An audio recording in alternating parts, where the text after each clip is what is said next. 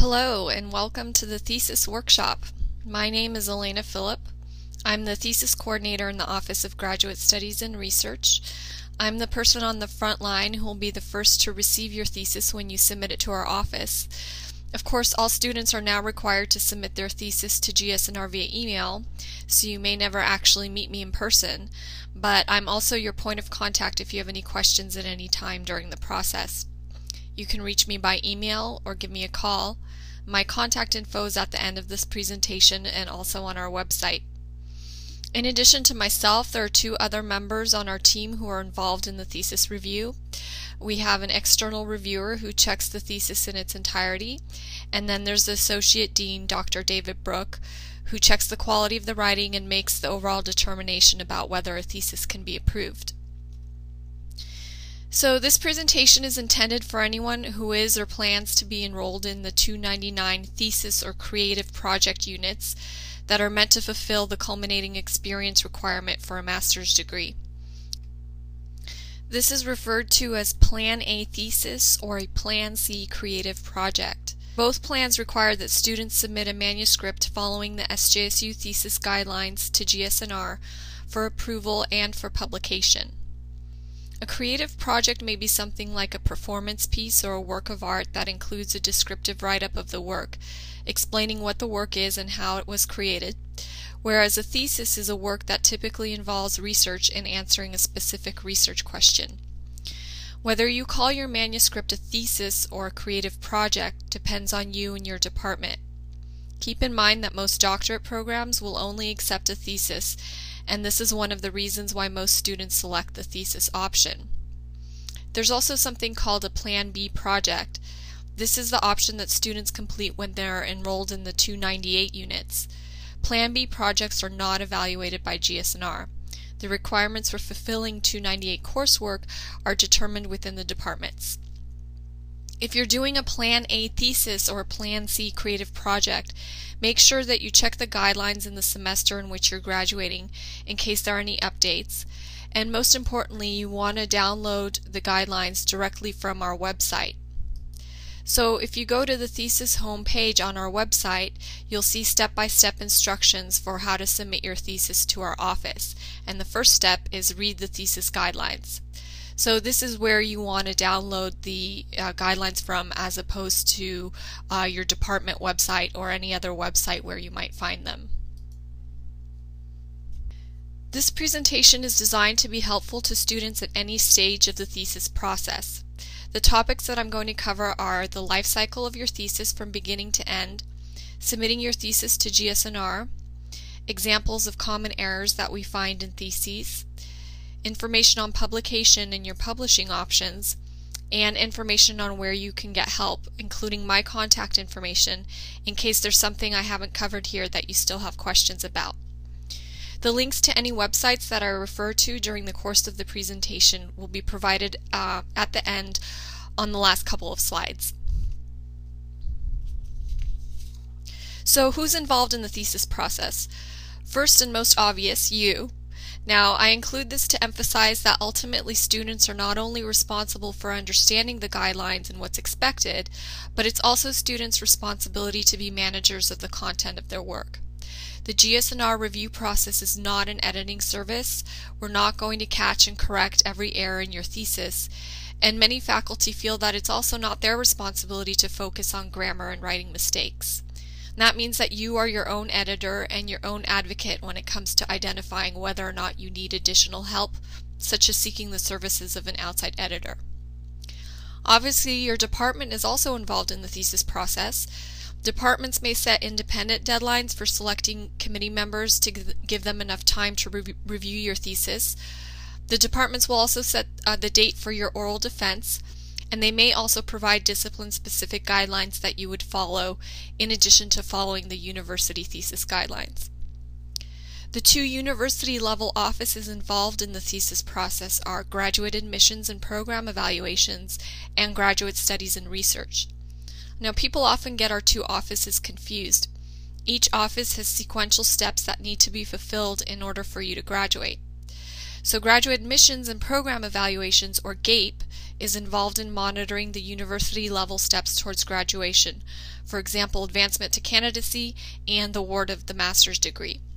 While Graduate Studies and Research, or GS&R, is involved only in the analysis of your thesis in its final, complete stage to ensure that the university guidelines have been met and that the thesis can be published.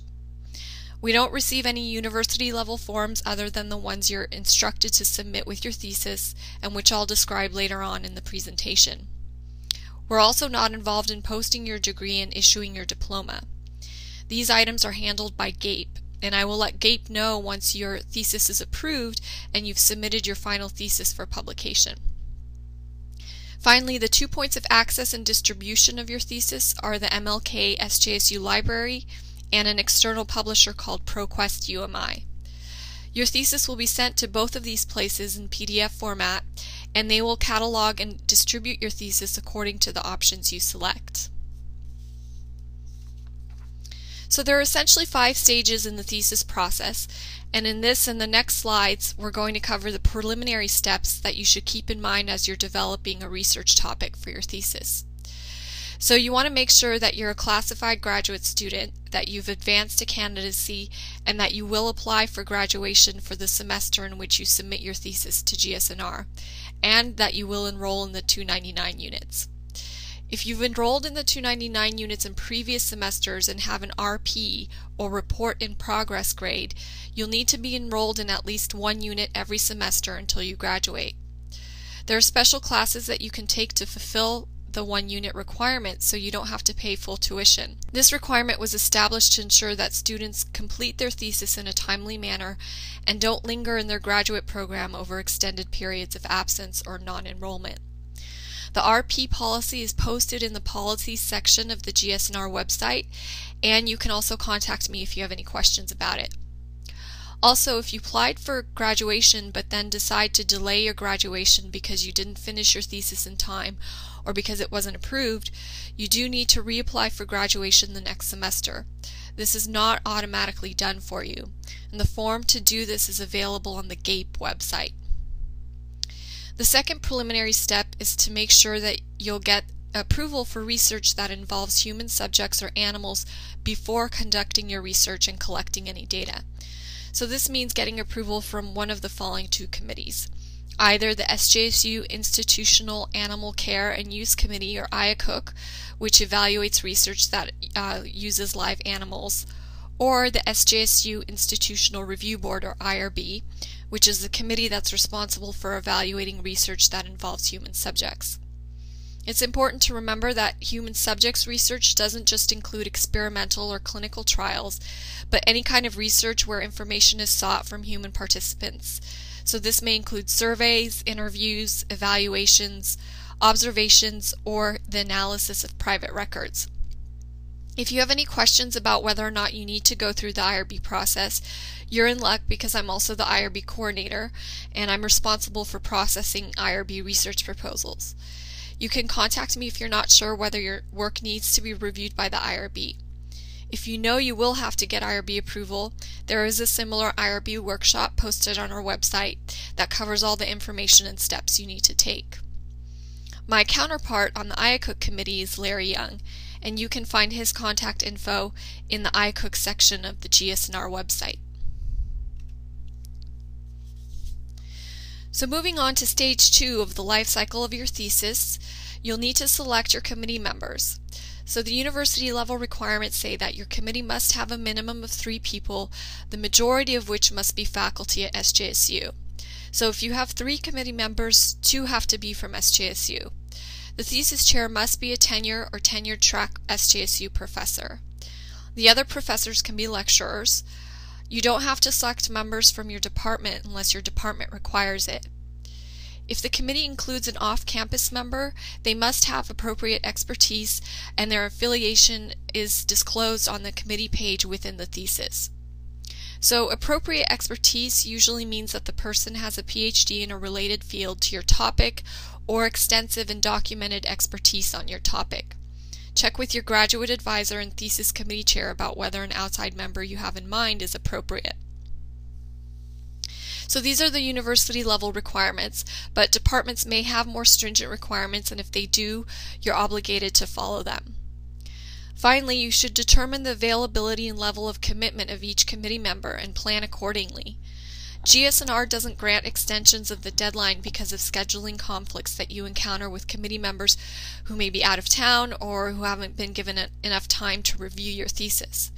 The more feedback you can get from your committee members as early as possible, the better off you and your thesis are going to be when it reaches our office.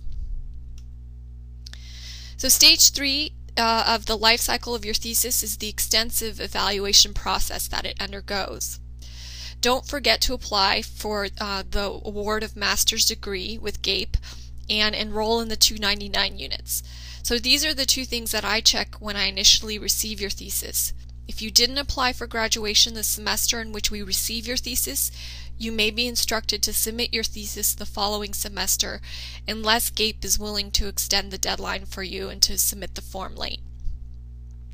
Discipline-specific requirements and quality of writing are determined by your thesis committee in your department. Your thesis defense or oral presentation is also scheduled within the department. This is when you formally present your work to the faculty within your discipline, and some departments may also open it up to anyone who wants to attend.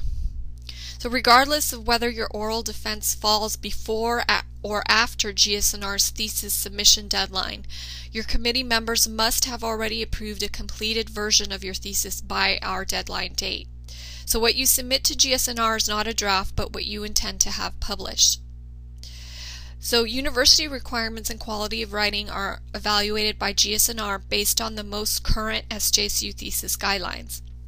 GS&R approves your thesis for publication, and once that happens, you move on to the next stage, which is graduation.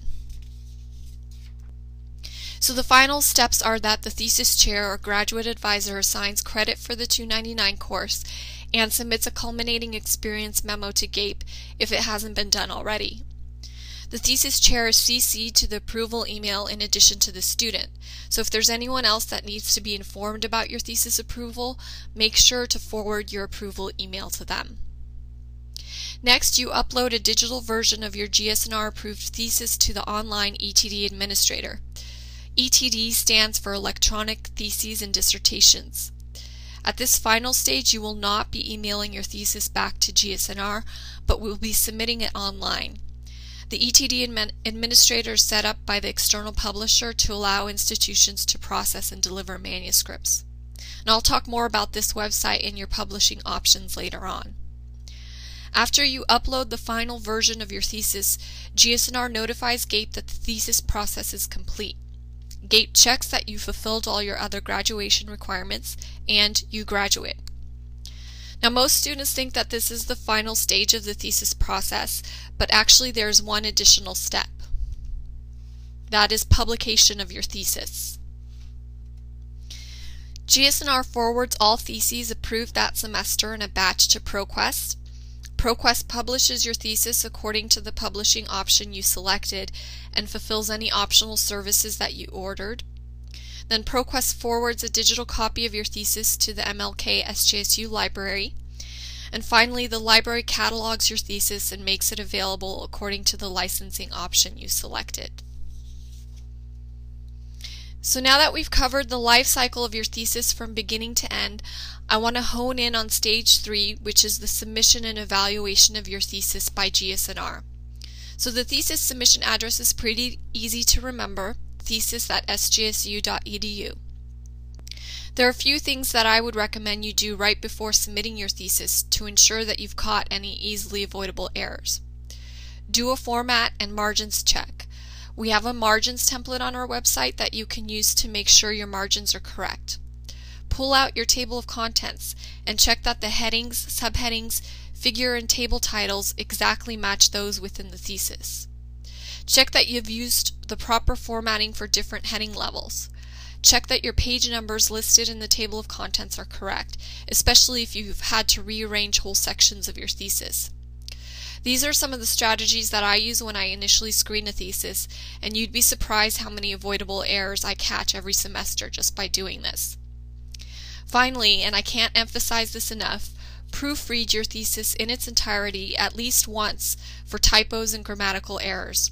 While you may be sick to death of your thesis by the time you're ready to submit it, on our end it's almost always obvious which theses could have benefited from additional proofreading. When you're ready to email your thesis submission to us, use the initial submission checklist posted on our website to guide you. The main points of the checklist, which I'm going to cover in the next couple of slides, are the technical requirements, the documents that are required, and the email rules.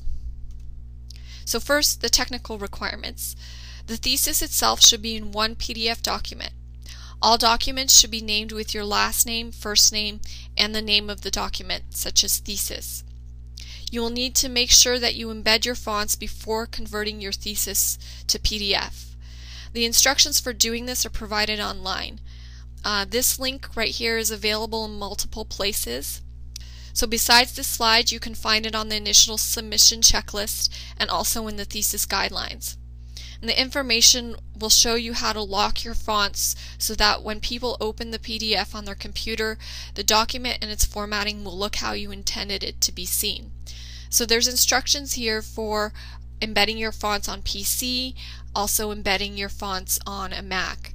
In addition to that, you'll find a lot of instructions on PDF in general. So if you have any technical problems or need to troubleshoot with PDF files, you can find all of that information here. There's probably more information here than you need. And this is all provided by the ETD administrator, which you will be using at the end of the thesis process. Once GSNR approves your thesis, you'll be using this online administrator to submit your thesis. And the administrator provides a lot of training and support as well as resources and guidelines, so you can check that out beforehand. By default, your PDF should not have any password protection or special security settings. But if you set up these things in your document, you will need to disable them so that we can open your thesis and view it. You should also review the resulting PDF after you've converted it from whatever software program you used to make sure that the formatting is still correct. As for the other documents, which I'll describe in the next couple of slides, they should each be in PDF, and you may need to use a scanner. To be more specific, there are 5 additional documents that you need to include besides your thesis. The first document is the thesis information packet, which includes 3 required forms. So the first is the thesis information form, which for the most part is self-explanatory. The one thing that I want to point out on this form is that you are required to indicate which style guide you used. So in addition to the thesis guidelines, you also do have to select a guide appropriate to your discipline and refer to it for style and formatting considerations that aren't provided in the thesis guidelines. If you used one of the commonly accepted style guides such as APA, Chicago, MLA, Turabian, or IEEE, all you have to do is check the appropriate box and that's it. If, on the other hand, you use department guidelines, other specialized guidelines, or a journal format, you do need to provide us with a link to the format on this form. It would also be helpful if you provide the same link in the body of your email when you send your thesis to us. In the case of journal formats, we want not only a link to the instructions for authors, but also a link to a sample article. And we'll actually evaluate your thesis according to the sample article. If for some reason the journal format is not accessible online, you can also include it as a PDF document in your submission email. So the second form in the thesis information packet is the committee approval form, and this is where your committee members sign off when they have approved your thesis. We accept either electronic signatures or handwritten signatures. Every semester I get questions about how to handle the signing of these forms. It's something that you need to work out with your committee members. We don't care whether you submit quote-unquote original signatures or scanned copy, so long as the signatures all appear on the same page to indicate that your committee has reached a consensus about the approval of your thesis. If your committee members don't know how to create digital signatures or don't have the supporting PDF software to do that, then just go ahead and get handwritten signatures. The third form in the thesis information packet is the SJSU license agreement. This is where you express how you want your thesis to be accessed when it's placed in the library catalog. This form requires your signature as well, and we accept both electronic or handwritten signatures on this form. We'd like students to submit the thesis information packet as one PDF document, which is why I mentioned that you may need a scanner if you're getting handwritten signatures.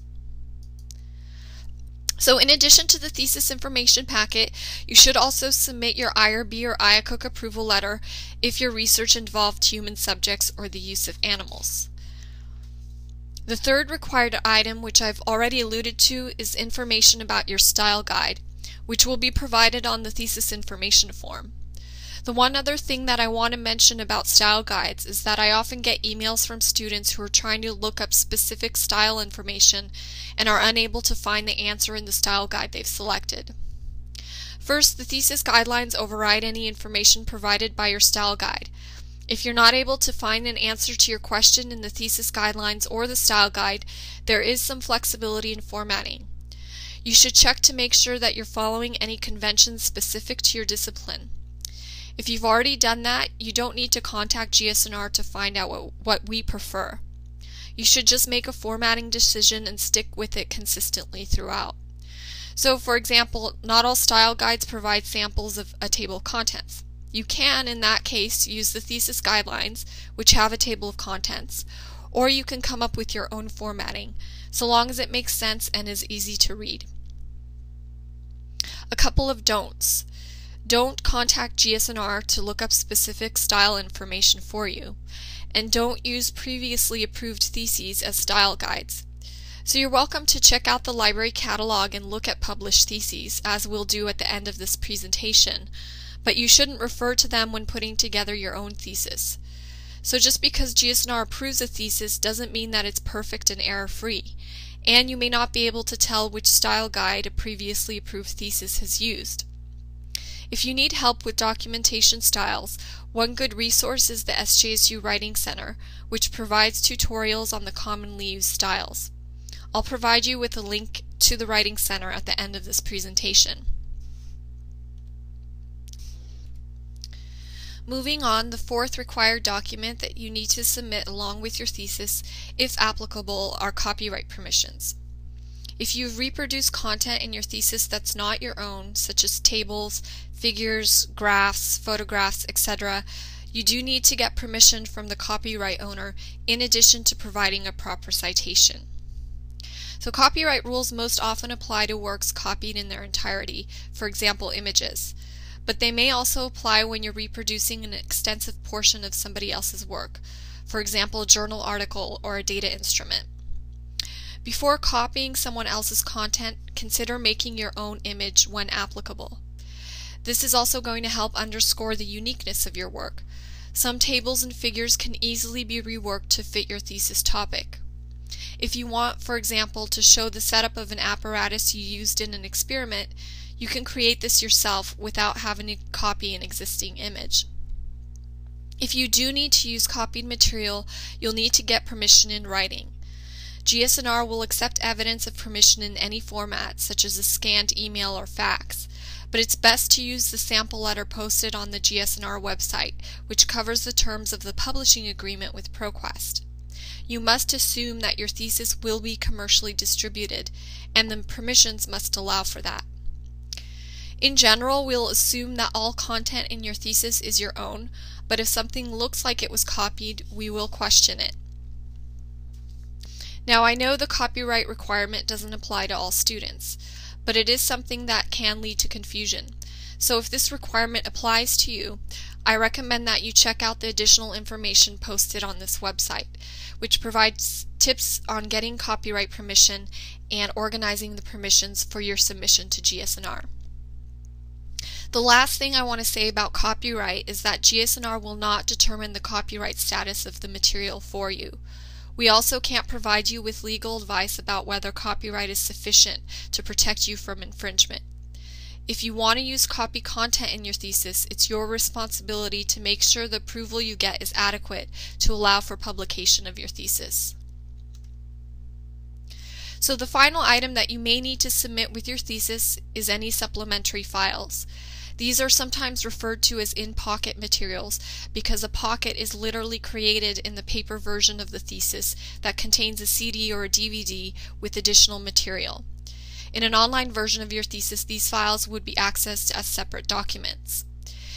Examples of supplementary documents include multimedia files, audio or video recordings, and oversized maps. They can be any file type, not just PDF, but keep in mind accessibility. Uncommon file types or very large files may not be accessible to all readers if they have a slow connection or if they don't have the software program installed to open the file. We'd like you to include a description in the body of your submission email if you are submitting supplementary files so that we know what it is we're opening on our end. So to recap, the 5 documents that are required in addition to your thesis are the thesis information packet, the IRB or IACUC approval, access to your style guide if it's not one of the commonly used style guides, copyright permissions, and any supplementary files. So once you've gathered all of these items, there are a couple of rules that we'd like you to observe before emailing them to GSNR. First, you should only be sending one email to thesis@sjsu.edu with all of the attachments of the previously described documents. Last-minute edits submitted after your initial email will not be accepted.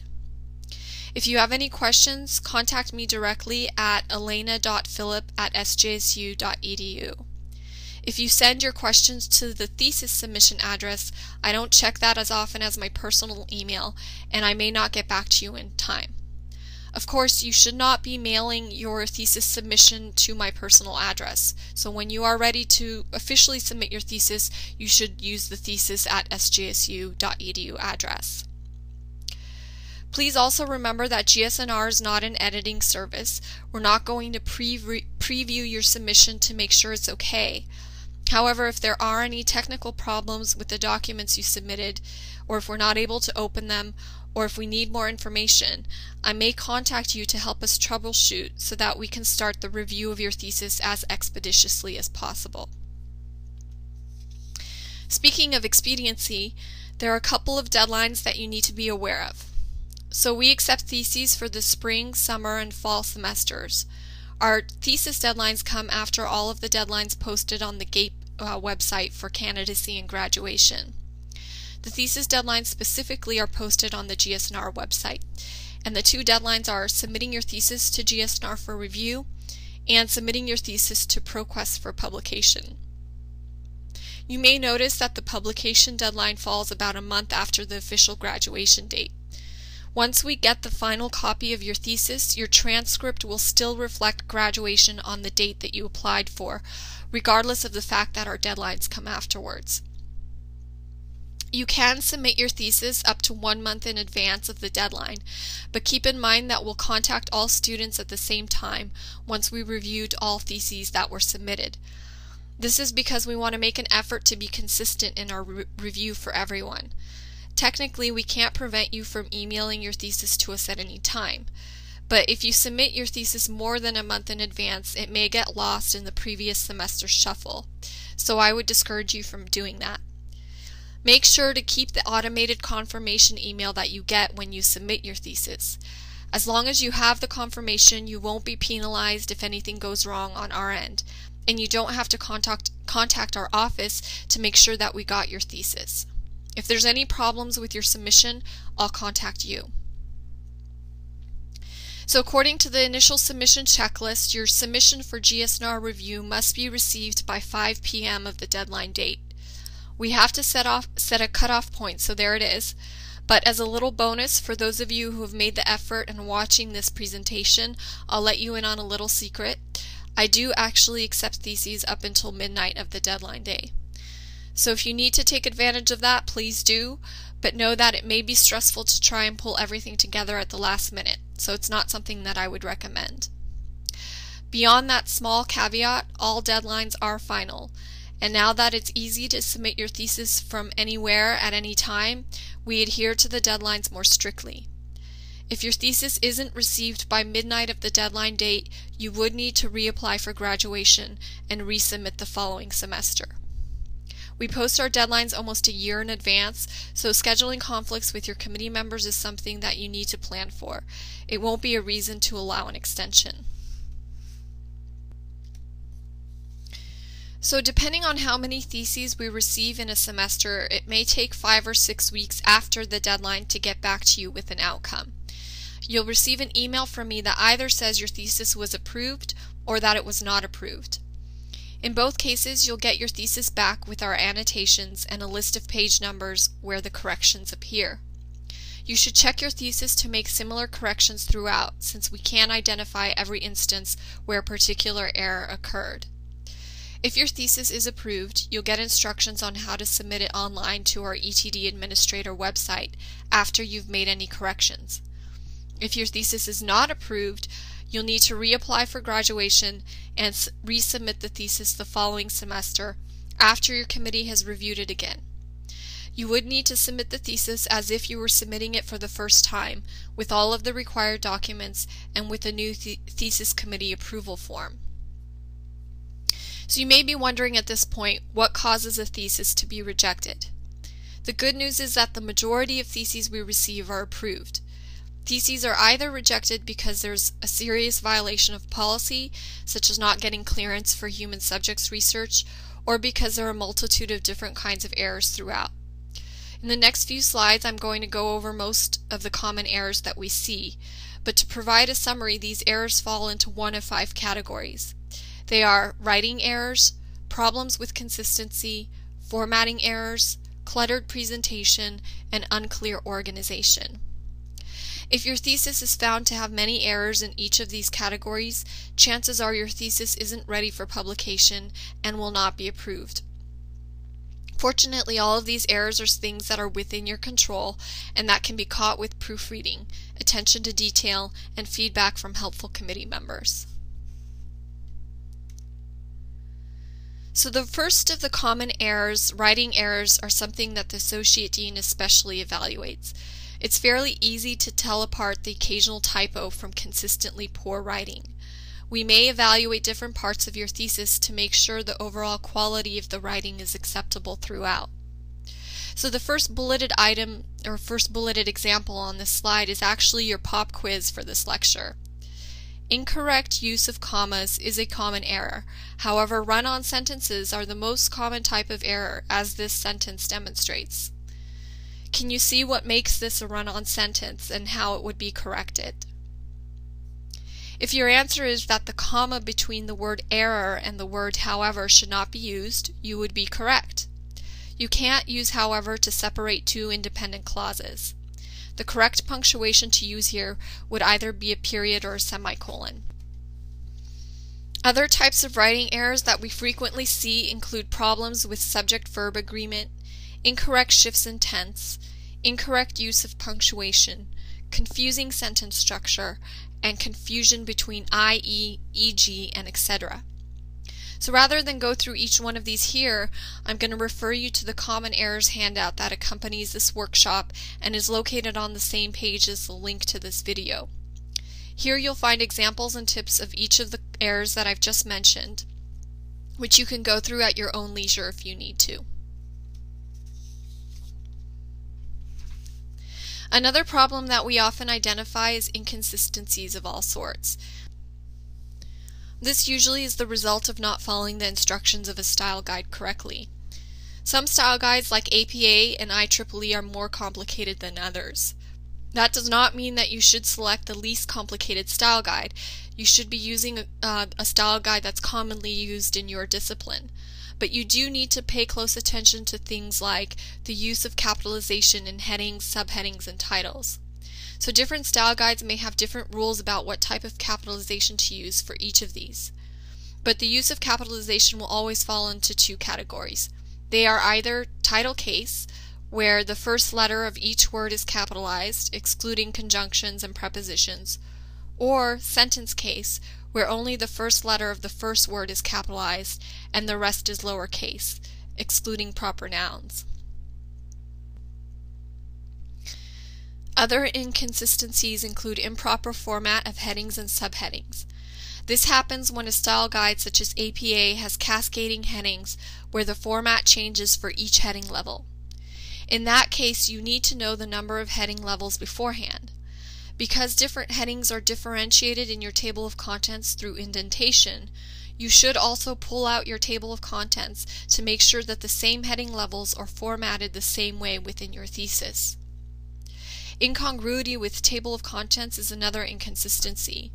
All titles, headings, subheadings should match exactly with those within the thesis, and heading levels should be properly indicated in the table of contents.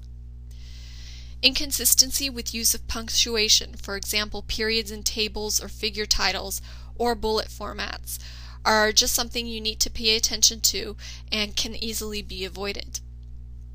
Finally, you should not neglect the format of your reference section. You need to follow the requirements of your style guide precisely when it comes to your references, so that there are no internal inconsistencies between references of the same type. Formatting errors are usually the result of students not knowing how to utilize the features of the software program that they're using, which is most often Microsoft Word. You need to be relatively familiar with your software of choice so that you can accommodate the requirements outlined in the thesis guidelines. All software programs allow you to set the required margins throughout. These margins are not the standard margins, so even though your thesis is delivered to us as a PDF, you may still want to obtain personal copies for yourself. And the margins requirement has been established to allow for different binding options so that the text won't be cut off in the binding process. The only item that can appear outside of the margins are the page numbers. Everything else, including figures, tables, and appendices, need to be within the margins. Make sure to follow the pagination requirements outlined in the guidelines for the front material.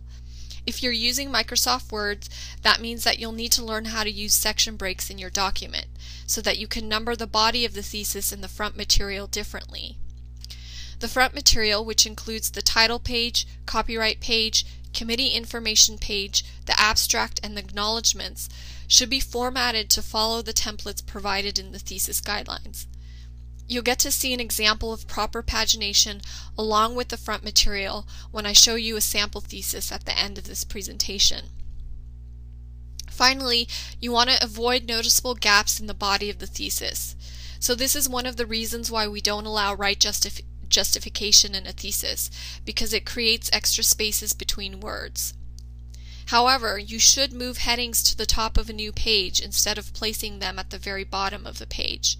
You can allow MS Word to automatically do this by using the Widows and Orphans control option. Another common error that relates to formatting is cluttered presentation. This usually happens when there are tables and figures in a thesis that are awkwardly placed, or when there are problems with incorporated text and images. Tables and figures containing data discussed in the thesis should appear within the thesis, not part of an appendix, and should be referenced prior to appearance. Tables, figures, and images should not be blurry. The text should not be small in type or otherwise illegible. Remember to label the axis of any graphs and to include a legible key. So keep in mind that we're reviewing your thesis on PC tablets that are about the size of a standard sheet of paper. If it's impossible to read the text in your tables or figures, we will ask you to resize it. You should also be aware that these days people may be reading your thesis on any number of devices, many of which are small. This is just something to keep in mind when you're organizing the visual presentation of your data.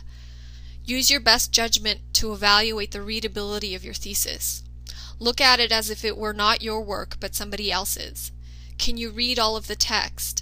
Does the data make sense as presented? GSNR doesn't prohibit the use of color, but it's not something that's recommended for certain types of data, for example line graphs or bar graphs. Use cross-hatching, shading, and geometric shapes when applicable, or use a combination of color and other techniques. I'll show you an example in just a minute. If color is used, select sharply contrasting colors. The use of color may be important in certain disciplines, such as geography or meteorology. So to reiterate, if you have to use color, that's not a problem. Just make sure that the data still makes sense if it were reproduced in a medium that doesn't support color. Finally, for most style guides, titles for tables appear above each table and titles for figures appear below each figure. So the next few slides are examples of tables and figures that demonstrate some of the things I've been talking about. Here we have an example of text in a table. Note that there's a reference to Table 3 prior to its appearance, and there's a space between the table and text, that the title is above the table, and that there's no break in mid-sentence to place the table. Sometimes breaks in mid-sentence are unavoidable, but if this is something you can avoid, you should, especially if you plan on having several pages in succession with nothing but figures or tables. Also, you should never start a new section with a figure or table. There always needs to be some text preceding it. Lastly, you'll note that the table includes a proper citation, in this case modified from Hodges. The format of the citation will depend on the copyright owner. For you engineering students, you should not just put a bracketed number that refers to your works cited section. You need something more than that, that acknowledges the particular image doesn't belong to you. This next example is a figure with text. It follows the same guidelines as the previous example, except that the figure title appears at the bottom. I've included this slide to demonstrate that a figure doesn't necessarily have to be a graphic image. A snippet of computer code can constitute a figure as well. The final example is for a graphical figure.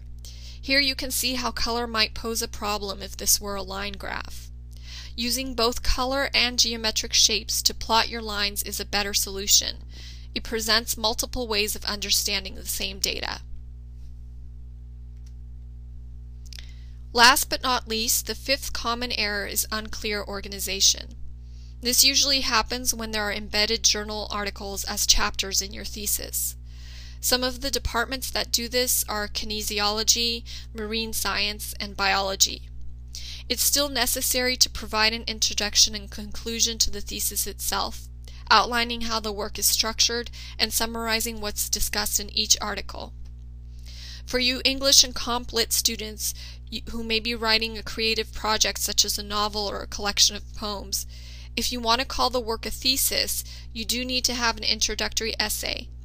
The introductory essay should precede the work and should provide the historical, social, and cultural context of the work.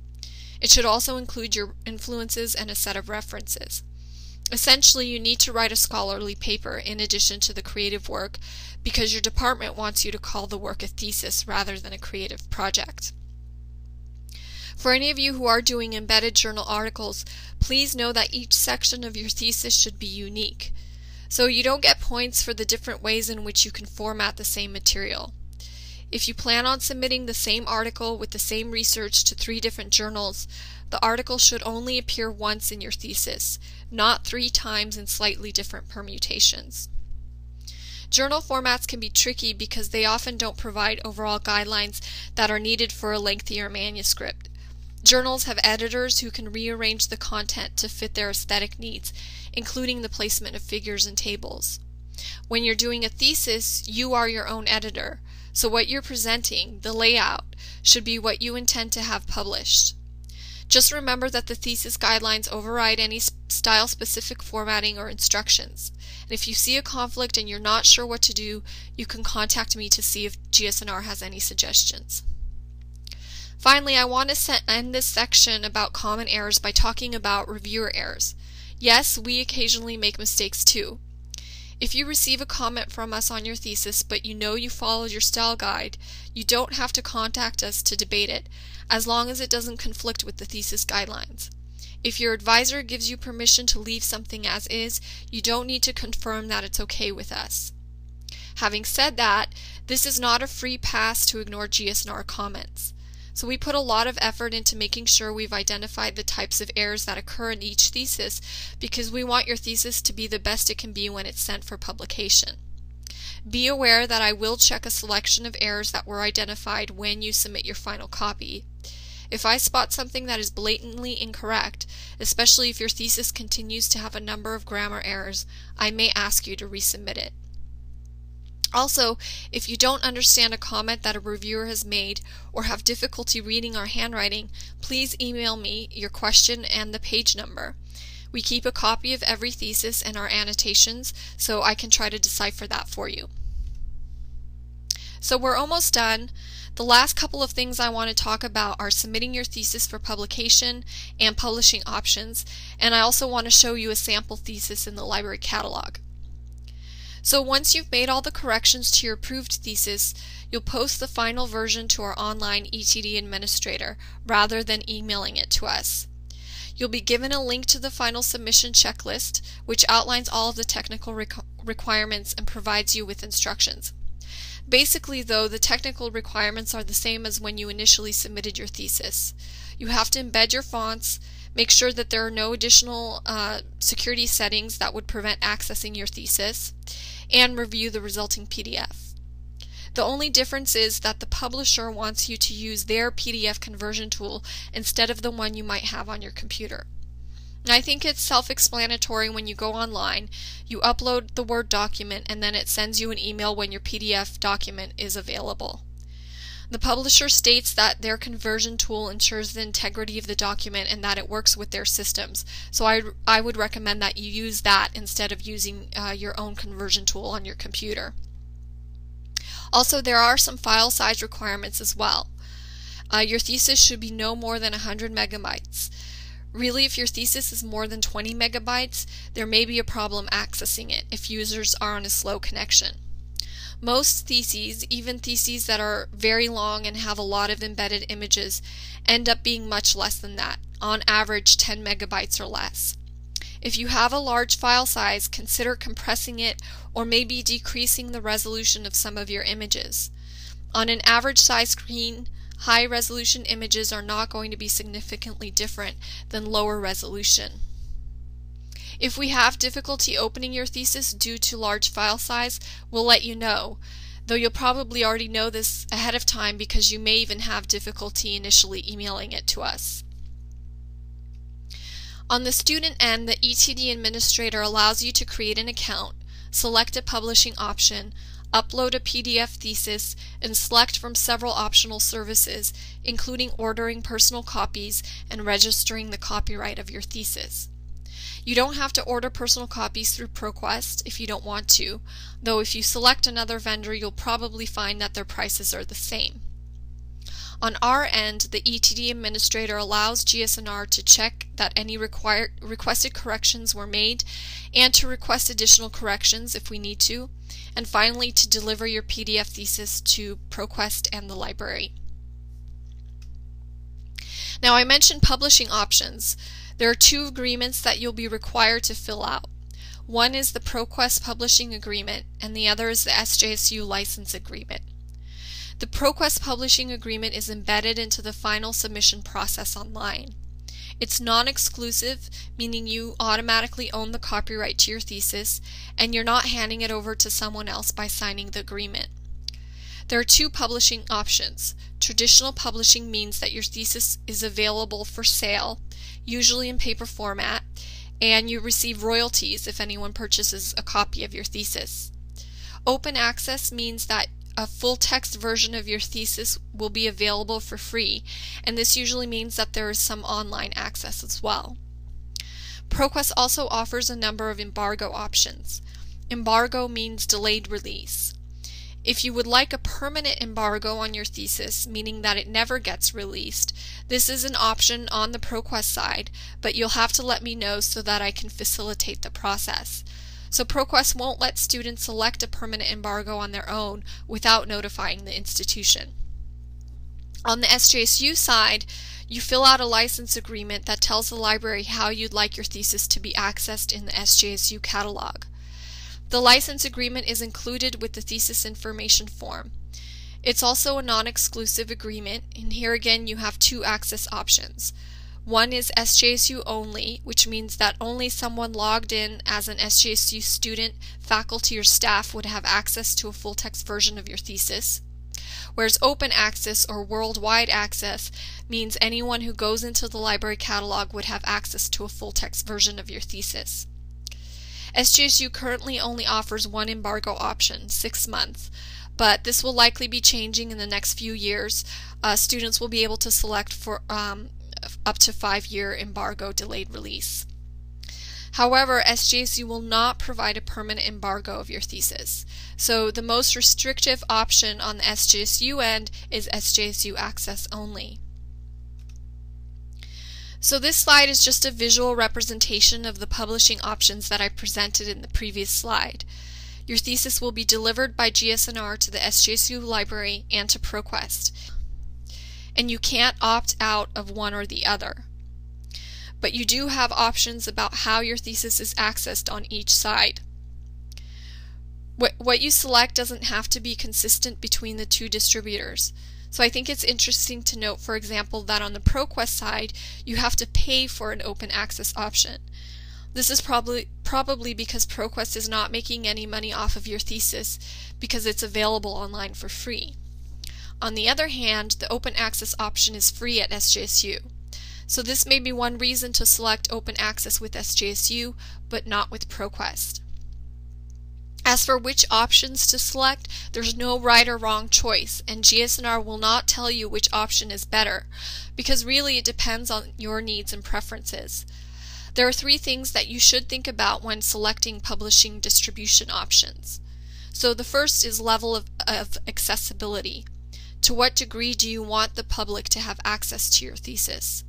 If the work is supported by public funding or has a strong social mission, you might want greater accessibility than if the work is a creative accomplishment or offers expertise for which you might want to be paid later.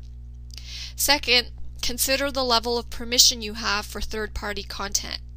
Do you have the same kind of permission from third parties for the use of copyrighted materials? You might have conflicting permissions that force you to restrict access to the work. And thirdly, you should consider the commercial viability of the work. If the work is likely to sell and you have no problem selling it, you may not want to utilize open access. It's important to remember that open access means that there's greater exposure to your work. It doesn't mean that the work can be used freely. That's copyright infringement. So it makes sense if you select an open access option to register the copyright of your work with the Library of Congress. This gives your work greater protection if it becomes subject to copyright infringement. ProQuest offers this registration service for a fee, but you can also do it on your own by going through the U.S. Copyright Office, and I have a link to that at the end of the presentation. So before I wrap up this presentation and provide you with links and contact info, I do want to show you what your thesis will look like when it's posted in the library catalog. And to do this, we're going to be going to the ScholarWorks, SJSU ScholarWorks website, which is the library's online institutional repository. You can get to this page by typing in your name or your thesis title at the library homepage. In this case, I've used an Outstanding Thesis Award winner from 2010, whose name is Hector Nuno. Here you can see the metadata that will be posted with your thesis. So Hector has chosen a worldwide access option for his thesis. So we can click on that and download a full text version of the thesis. Now this option will differ depending on what you indicate on your license agreement. So if you select an embargo, then this section here will tell you when the thesis will be released. If you selected SJSU Access Only, when you click download, it'll prompt you to log in as an SJSU user if you're not on an SJSU computer. I've selected Hector's thesis first to plug the Outstanding Thesis Award. It's a recognition that you're eligible for if you write a really great thesis. your department has to nominate you, and I believe you win $500 and you get special acknowledgement by the president of SJSU during commencement. I also selected this thesis because it incorporates figures and tables seamlessly into the text. It's also an engineering thesis which relies on departmental guidelines that are modeled after IEEE. So all of you engineering students, this is a good one to take a look at. But also for students in other departments, you can take a look at the pagination, which is done correctly, and the overall formatting, which follows the thesis guidelines. So you can ignore this first page here. This page is actually added by the library after the thesis is submitted to them. So the first page of your thesis when you submit it to GSNR will be this title page. And you'll note that here the page number is counted but suppressed, meaning the page number doesn't appear on the page. And that's true for the next 4 pages. The copyright page, the committee information page, which you'll note it does not include signatures from your committee members. It should only be a list of your committee members. And the abstract, which is the 4th page, that's counted, but the page number is suppressed. So the first page on which you'll start the pagination is the acknowledgments page if you have one. It's optional. So if you don't include an acknowledgments page, the first page will be your table of contents. But here Hector has 2 pages for his acknowledgments. So these are numbered lowercase Roman numeral starting with lowercase numeral 5. Next page being 6. And then he continues numbering on through his table of contents, which is quite lengthy because he has a lot of figures and tables in his table of contents. And very nicely formatted, you'll note. So he continues on with Roman numerals until the first page of his thesis. You can see that this is an IEEE format because of the bracketed citations. In this case, Hector has suppressed the first page, so he actually begins numbering on page 2, which is Arabic numerals. So the front matter is lowercase Roman numerals, and the actual body of the thesis is Arabic numerals. And you don't have to do what Hector did. You don't have to suppress the first page unless you want to. So moving on in this thesis, you can see some of his figures. You can note that they're clear and legible, that he does have a proper citation here, probably something that was specified by the copyright owner. So overall, this thesis is just very well put together. And again, it was the Outstanding Thesis Award winner. So I think it's one that provides a good sample for students. So thank you, Hector, for letting us use your thesis as a sample. So lastly, I'm just going to provide you with some web pages and links for where you can get help. First, the Office of Graduate Studies and Research. So if you have any questions about the thesis process or the thesis guidelines, you can contact me. And as I mentioned before, the best way to get a hold of me is to send an email to my personal email, elena.phillip@sjsu.edu, or you can give me a call. Now, I wouldn't encourage you to call me on the deadline day because chances are I'm not going to be able to get back to you in time. So you want to make sure that you get your questions answered well ahead of time so that you're not scrambling at the last minute. And of course, the thesis submission address is thesis@sjsu.edu. For the most part, any questions you have can usually be handled via email or a phone call, so I don't think you'll ever need to visit our office, but if you do, we're located in the administration building, room 223, and note that we have slightly different office hours than some other offices. Graduate admissions and program evaluations is responsible for the university level program requirements. Steps for completing your master's degree, that's something they provide on their website, and they also receive the candidacy and graduation applications. The best way to contact them is to go on their website, onto the staff page of their website, and find the email address for the evaluator that's assigned to your department. So they prefer to get email as opposed to phone calls, and if you have any specific questions, you would address that to your specific evaluator. And they are located in the Student Services Center if you need to drop off any documents. And the SJSU Writing Center, which offers individual tutoring sessions, workshops, and also tutorials on documentation styles. You can find all of that information on their website. And finally, ProQuest information and copyright information. So if you have any questions about the copyright or the publishing agreement on the ProQuest side, you can find more information on their website. You can also call their 800 number. One resource that I would highly recommend if you're using copyrighted material is this Copyright Law and Graduate Research, which is an online book, and it's specifically written for graduate students who are using copyrighted material. So I think that this page actually answers a lot of questions that students have about copyright. And finally, the U.S. Copyright Office, which is a kind of a difficult website to navigate, but if you're interested in registering your copyright with the Library of Congress and don't want to pay the fee to ProQuest, then you can do it directly yourself as well. So that concludes the thesis workshop. If you still have questions, please do contact me. Thank you so much for listening, and I look forward to seeing your thesis, and good luck.